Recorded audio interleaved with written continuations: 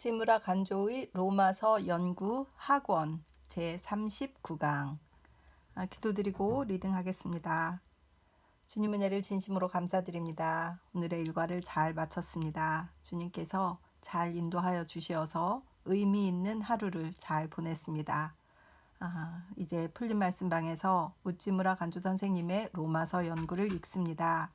아버지, 로마서를 통하여서 인류에게 내려오는 원죄와 또 그리스도의 역할과 삼위일체, 구원, 의롭게 되는 것, 이러한 모든 것들에 대해서 우리가 큰 해답을 얻고 이 내용을 통하여서 신앙이 성장하는 귀한 계기가 될 수 있도록 축복하여 주시옵소서.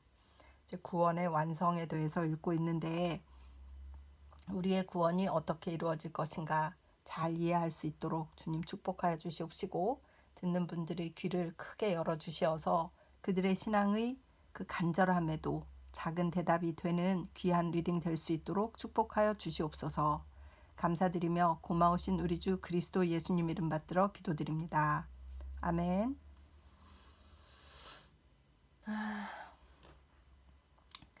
오늘은 39강이고 제목은 구원의 완성 6번째 6번이고요. 말씀은 로마서 8장 18절에서 22절입니다. 성경 말씀 먼저 읽고 리딩을 시작하도록 그렇게 할게요. 로마서 8장 18절. 생각하건대 현재의 고난은 장차 우리에게 나타날 영광과 비교할 수 없도다. 19. 피조물이 고대하는 바는 하나님의 아들들이 나타나는 것이니. 20. 피조물이 허무한데 굴복하는 것은 자기의 뜻이 아니요 오직 굴복하게 하시는 이로 말미암음이라. 21. 그 바라는 것은 피조물도 썩어짐의 종노릇 한 데서 해방되어 하나님의 자녀들의 영광의 자유에 이르는 것이니라. 22. 피조물이 다 이제까지 함께 탄식하며 함께 고통을 겪고 있는 것은 우리가 아느니라. 아멘.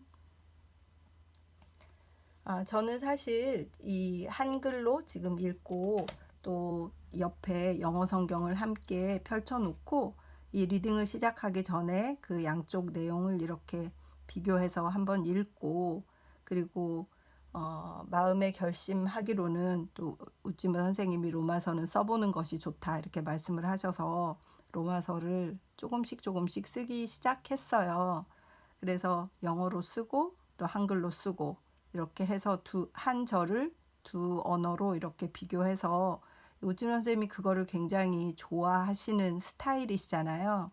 그래서 한글로만 이렇게 번역되어 있는 것이 혹시 영어로 보았을 때 어떤 차이가 있느냐, 또 그것이 영어로도 만족스럽지 못하다, 원어를 알아야 된다고 우찌무 선생님도 그렇게까지 말씀하시니까 원어를 볼 능력은 없으니까 영어라도 좀 비교해서 한번 보고 써봐야 되겠다 이렇게 생각을 했는데 쓰면서 굉장히 좀 더 이해가 잘 되고, 또 여기 리딩을 하면서 이렇게 절이 조금씩 이렇게 잘라져서 설명을 자세히 해주시니까 그만큼씩 쓰고 있어요.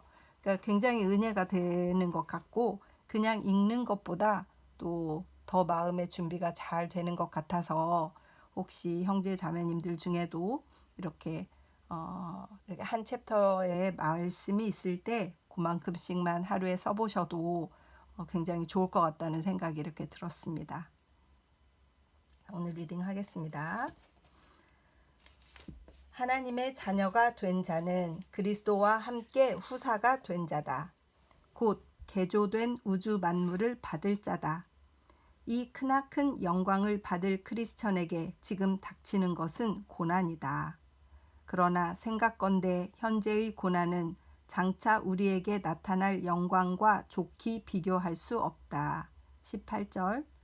영광에서 고난으로, 고난에서 영광으로 사상은 이렇게 엎치락 뒤치락 한다. 마치 구름 위에 구름이 솟아서 포개어지듯 위대한 사상은 연달아 솟아올라 독자를 현란케 한다. 그리고 이것만으로 그치는 것이 아니라 큰 사상 위에 더욱 더 겹쳐 떠오른다. 크리스천에게 지금 닥치는 것은 고난이다. 그리고 뒤에 받을 것은 우주 만물이다. 이 사실을 염두에 두고 우리는 19절 이하를 읽어야 한다. 19. 피조물이 고대하는 바는 하나님의 아들들이 나타나기를 기다립니다. 20. 피조물이 허무한데 종속되는 것은 자기의 뜻이 아니다. 곧 종속해 하시는 이로 말미암음이다. 21. 또 피조물 스스로가 썩어짐의 종살이에서 벗어나 하나님의 아들들의 영광스러운 자유에 들어가는 것이 허락되는 희망을 가졌다. 22. 모든 피조물이 이제까지 함께 탄식하고 함께 고통하는 것을 우리가 안다. 여기서 피조물이란 무엇을 의미하는가? 원어 크티시스는 창조의 행위를 가리키기도 하고 창조된 물건, 즉 우주 만물을 가리키기도 한다. 그러나 후자인 경우에 이 말은 우주 만물 중에서 그 일부를 제외한 나머지 인류만을 가리키는 수가 있다. 이를테면 골로새서 1장 23절에서는 이 말을 만인이라 번역하고 마가복음 16장 15절에서는 모든 사람이라고 번역하고 있다. 그러니까 크티시스라는 말을 그렇게 번역하나 봐요. 곧 이 말은 전 우주를 가리키든지 인류만을 가리키든지 또는 인류 이외의 유생물과 무생물 전부 곧 자연을 가리키든지 이 셋 중의 하나여야 한다. 그리고 이 경우에 이 말은 하나님의 아들들과 대립되어 사용되고 있으므로 적어도 하나님의 아들들은 이 말에 포함되어 있지 않다. 또 불신자도 신자가 영화될 때 함께 영화된다는 것은 성서의 원리에 어긋나는 일이므로 제외하고 보아야 한다. 신자와 불신자를 합치면 전 인류가 된다. 그러므로 여기서 말하는 피조물이란 인류를 제외한 우주 만물, 곧 자연을 가리키는 것이라고 보는 수밖에 없다. 괄호 열고 마이어의 로마서 주해에 나오는 명석한 설명을 보라. 괄호 닫고 이 견해는 옛부터 많은 우수한 학자들이 지지해왔다. 교부 시대의 대학자 크리소스톰을 비롯하여 종교개혁 시대의 학자로 에라스무스, 칼빈, 그리고 근세의 학자로 트루크, 호프만, 마이어, 고데 등 많은 인류 성서 학자들이 이 견해를 지지하고 있다. 바울은 여기서 피조물의 깊은 희망과 탄식을 말하고 있다. 자연은 현재 허무한 데 매여 있지만 그것은 물론 자원해서 그렇게 된 것이 아니다. 다만 인류의 타락 때문에 자연계에까지 이런 불운이 임했다. 그러므로 자연계는 하나님의 아들들의 영화와 함께 자신들도 부흥 완성되기를 고대하고 있다. 그들은 이제까지 고통하고 탄식하고 간절히 희망하며 자유에 들어갈 날을 고대하고 있다는 것이 바울이 로마서 8장 19절에서 22절에서 논한 줄거리다.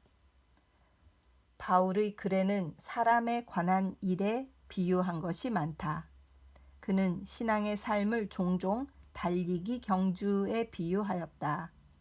고린도전서 9장 24절 이하, 빌립보서 3장 12절에서 14절, 디모데후서 4장 6절에서 8절 등.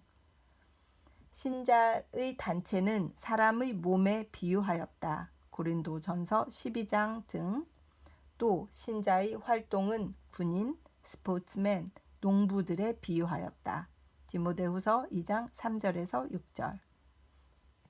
그는 인간과 그 활동에 깊은 흥미를 느낀 사람이었다.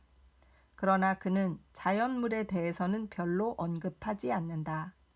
사람이 자연물을 복제한 미술에 대해서는 말하지 않는다.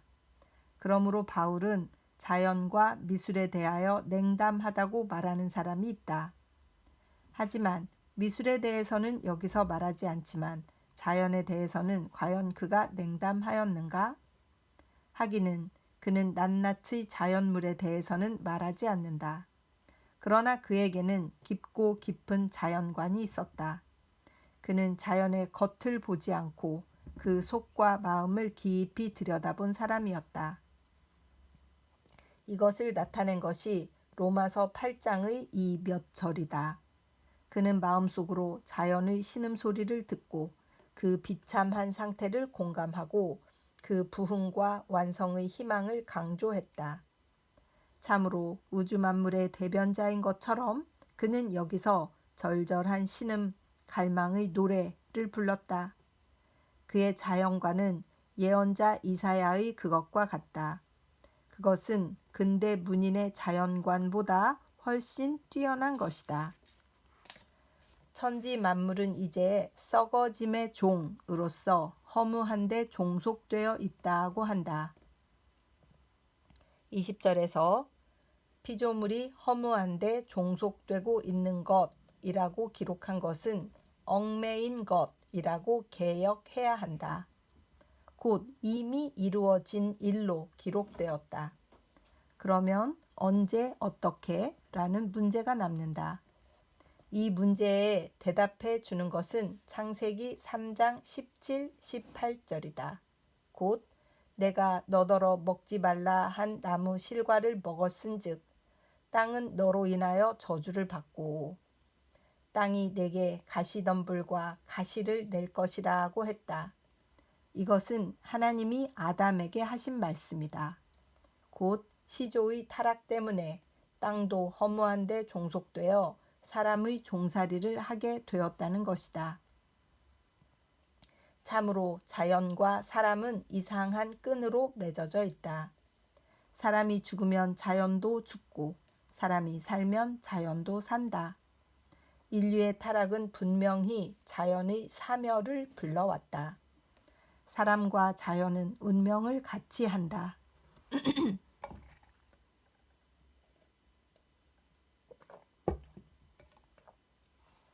사람이 죄의 포로가 되어 타락함으로 죄송합니다. 만물도 허무한 데 종속되고 있다. 사람과 자연 가운데는 일관되게 하나의 마음이 흐르고 있다. 자연은 사람과 함께 괴로워하면서 현재 여기까지 왔다. 이리하여 만물은 사람과 한 가지로 그 창조된 목적을 이루지 못한 채 신음을 계속하고 있다. 이것이 자연계의 실상이다. 다음에는 바울의 자연관이 잘 나타나 있다. 피조물이 허무한 데 종속된 것은 그 원하는 바가 아니다. 곧 이것을 종속게 하는 이로 말미암는다. 8장 20절라고 했는데 그 마지막 어구의 뜻에 대해서는 여러 가지 설이 있다. 이것을 종속해 하시니란 무엇을 가리키느냐가 문제다. 어떤 사람은 하나님으로 보고 어떤 사람은 사탄으로 보고 어떤 사람은 아담으로 본다. 어쨌든 바울은 만물 사멸의 원인이 인류의 타락에 있다고 보았다. 만물을 허무한 데 종속해 하는 능력은 사탄에게도 아담에게도 없으므로 역시 하나님이라고 보는 편이 옳을 것 같다. 자연을 썩어짐의 종으로 보는 바울의 자연관은 보통 사람의 그것과는 전혀 다르다. 보통 사람은 자연을 아름다움이 가득 찬 것으로 보고 그에 비해서 사람의 더러움을 탄식하며 자연에서 항구불변을 보고 인간 세상의 덧없음을 슬퍼한다. 그러나 이것은 천박한 자연관이다.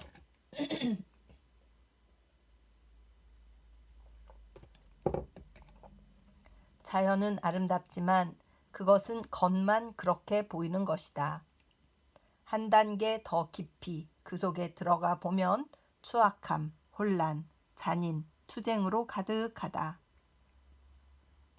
온갖 꽃이 아름답게 피어있는 숲속에서는 무서운 생존 경쟁, 살벌한 약육 강식이 자행되고 있다. 그들은 모두 저보다 약한 것을 학대하고 저보다 강한 것에게는 학대받는 비참한 상태다. 땅 위의 어느 곳에서나 이 일이 자행되는 동시에 물속의 어느 곳에서나 마찬가지로 이 일이 자행되고 있다. 더구나 이것은 단지 자신의 생존에 필요한 범위에 그치는 것이 아니라 다른 생명을 죽임으로써 통쾌감을 느끼는 잔학에까지 미치고 있다. 족제비가 닭을 물어뜯는 경우 같은 것이 그 예다. 단지 다른 생명을 죽임으로써 통쾌감을 느끼는 것이다. 또 고양이가 쥐를 농락하다가 죽이는 것은 남이 괴로워하는 것을 보고 통쾌감을 느끼는 잔학성의 발로다. 그 밖에도 예를 들자면 한이 없다. 참으로 자연계에서는 밤낮으로 괴로움의 부르짖음이 일어나고 있다. 그들은 한결같이 자신의 해방과 자유를 원하고 있다. 그리고 하나님의 아들들의 영화와 함께 자기들도 부흥 완성되기를 갈망하고 있다. 참으로 바울이 여기에 적은 그대로다. 인류의 타락은 땅의 타락을 불러일으켰다. 사람은 얼마나 땅을 황묵해 하고 있는가. 가령 땅을 어머니라 하고 인류를 그 아들이라 하자. 어머니인 땅은 얼마나 많은 물자를 그 아들을 위하여 마련해 두었는가. 먼저 그중 하나로서 석탄을 들 수 있다. 이것은 몇만 년에 걸친 긴 세월의 산물이며 다시 얻을 수 없는 귀한 물자다. 그런데 인류는 탐욕 때문에 이것을 너무나 낭비하여 120년 후에는 땅속에서 석탄을 볼 수 없을 것이라고도 한다. 석유도 마찬가지다. 근대의 석유 남용은 그것이 다 떨어질 때가 가까웠음을 예감케 한다.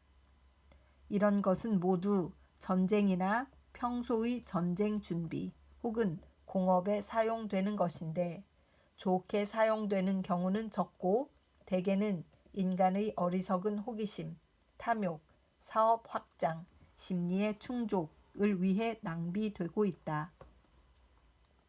이것은 한두 가지의 예에 지나지 않는다. 타락한 인류가 자연계를 정복한다고 하면서 파괴해온 것은 너무나 명백한 사실이다. 그런데 바울은 이 썩어진 자연이 인류의 완성과 함께 완성된다고 말한다. 이사야 11장 1절에서 9절에 나오는 예언자 이사야의 큰 희망이 곧 로마서 8장 19절에서 20절에 언급된 사도 바울의 대희망이다. 이것이 사도행전 3장 21절에 나오는 만물의 회복이다. 이 완전한 평화, 만물 구원의 완성에 대한 희망을 미신이라며 비웃는 사람이 많다. 그러나 우리는 이것을 확신한다. 사람에게 자연을 지배하는 능력이 있음은 사실이다. 성 프란시스 같은 성자가 동물을 잘 다룰 수 있었던 것을 기억하라. 그렇다면 사람이 잘 될 때 자연도 잘 되며 사람이 완전히 구원받을 때 자연도 완전히 구원받을 것이라고 보는 것은 결코 불합리한 것이 아니다. 아, 하나님의 능력은 무한하다. 우주 만물의 운명은 아직 끝이 아니다. 언젠가 우주의 개조는 인류의 완성과 함께 이루어질 것이다. 하나님이 지으신 우주 만물의 밑바탕에는 아직 회복될 능력이 숨어 있다. 물론 하나님께는 전능하신 힘이 있다. 오늘의 자연과학도 우주의 잠재한 일종의 원대한 목적을 인식하고 이 성서적 희망을 부인하지 않을 뿐만 아니라 도리어 뒷받침해준다. 하나님은 언젠가 그 무한한 능력으로 우리를 부활시키시고 동시에 자연을 부활시키시고 그리하여 우주 만물을 창조하신 최초의 목적을 반드시 완성하실 것이다. 하나님은 그리스도 안에서 우리의 깊은 죄를 사하시고 우리를 깨끗게 하시고 큰 은혜를 비같이 우리에게 쏟아부어 주셨다. 이 은혜는 우리가 완전한 구원에 이를 때까지 그치지 않을 것이다. 아멘.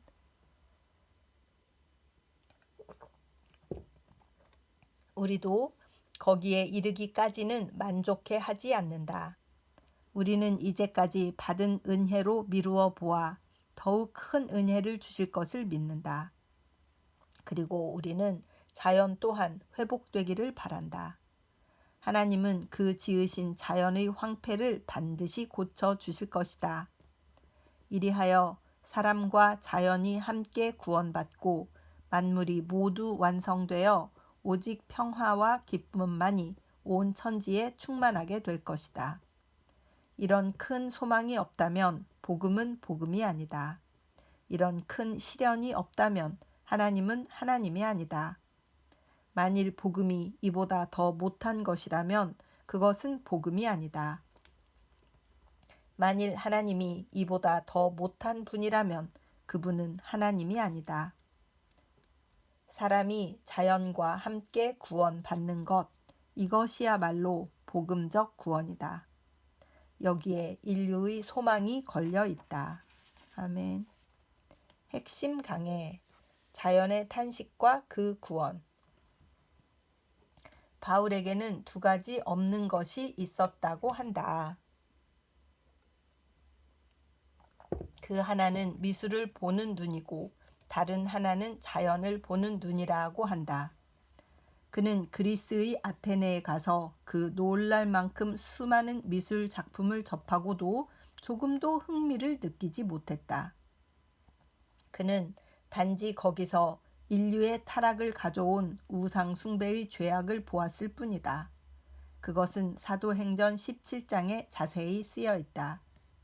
미술가의 입장에서 볼 때 바울은 몰취미하고 풍류를 모르는 사람이다.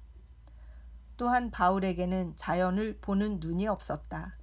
그는 여러 차례 지중해를 건너고 타우라스 산을 횡단하고 아나토리아 고원을 답파했지만 일찍이 한 번도 자연미에 관해 찬양의 말을 입 밖에 낸 적이 없다.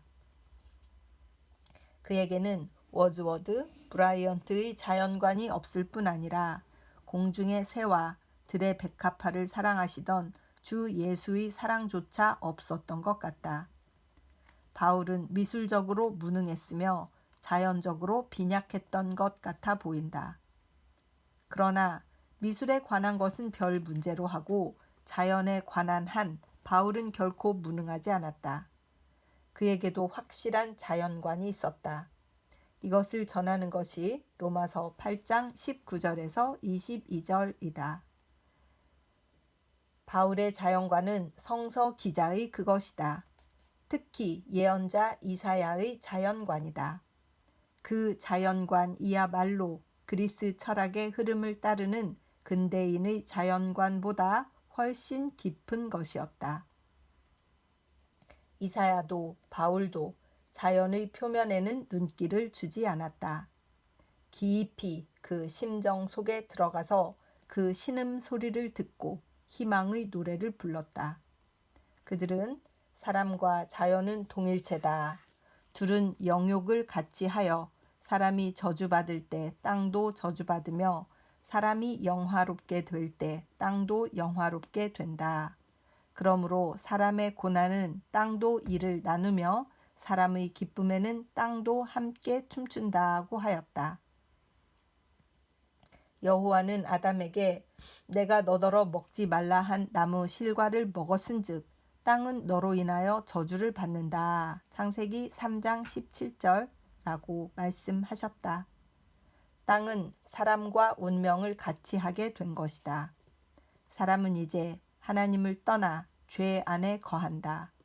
이와 함께 땅에도 저주가 임하여 만물 곧 피조물이 저주받은 상태에 있다. 피조물이 허무한데 종속한다고 함은 이 상태를 말한다. 사람이 하나님을 떠나 그 하는 일이 전부 허무로 돌아가는 것 같이 땅과 땅 위의 만물 또한 그 지음받은 목적에 이르지 못하고 실망과 비탄의 소리를 지르고 있다는 것이다. 사람은 자연의 아름다움을 노래한다. 그러나 그 아름다움은 겨우 그 표면에 그친다. 한 걸음 더 나아가 그 이면에 들어가면 자연은 미가 아니라 추다. 조화가 아니라 혼란이다. 평화가 아니라 전쟁이다.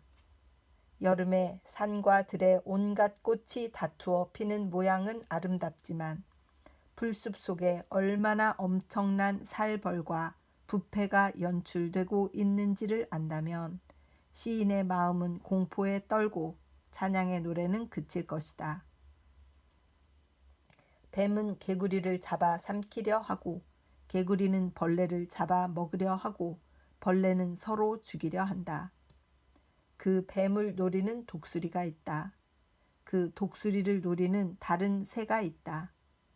꾀꼬리 소리는 아름답지만 뱀이 그 둥지에 몰래 들어가 그 알을 삼키려 하고 매는 그 새끼와 어미새를 엿보아 단란한 보금자리를 파괴하려 한다.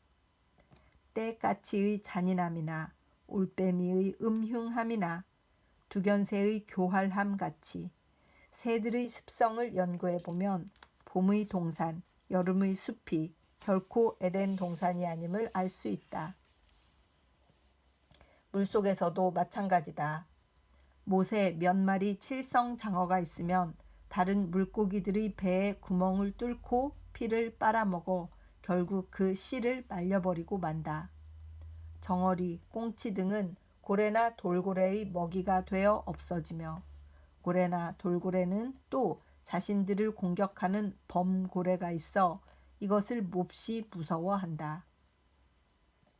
고양이가 쥐를 농락하는 모양, 족제비가 닭을 습격하는 모습을 보면 너무나 무정하고 잔인하다. 꽃피는 벚나무는 아름답지만 그 여린 잎사귀를 갉아먹는 벌레는 보기만 해도 흉측하다. 솔잎을 갉아먹는 송충이, 별을 말리는 세균 등 이루 셀 수가 없다. 참으로 땅에 귀를 대고 들으면 자연의 신음소리가 들린다. 곧 나는 아프다. 나는 괴롭다. 사람의 아들들아 어서 구원받아 그대와 함께 나도 구원해 다오. 나는 썩어짐의 종살이를 견딜 수가 없구나. 그대와 함께 하나님의 자녀들이 누리는 영광의 자유에 들어가기를 바란다고 외친다. 자연은 사람과 함께 저주받고 사람과 함께 속박되어 사람과 함께 해방을 부르짖고 있다. 이리하여 인류의 구원은 만물의 구원과 함께 이루어진다. 예언자 이사야는 완전한 구원에 대하여 말하였다. 이새의 줄기에서 한 싹이 나며 그 뿌리에서 한 가지가 나서 결실할 것이요.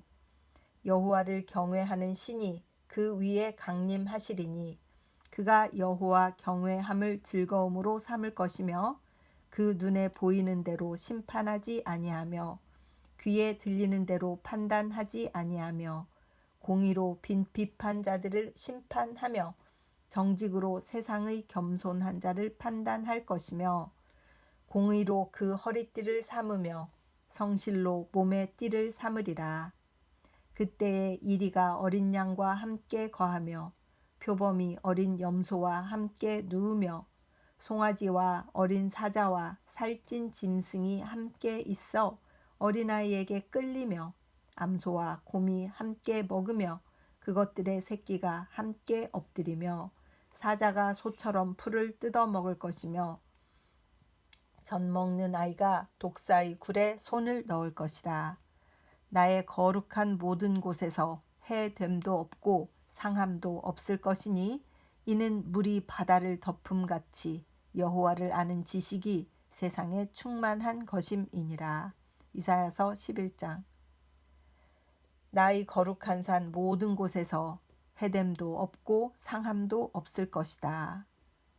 이것이 완전한 평화요 완전한 구원이다. 사도행전 3장 20절에서 말하는 만물의 구원은 바로 이것이다. 아멘. 그래서 39강을 다 읽었습니다. 그래서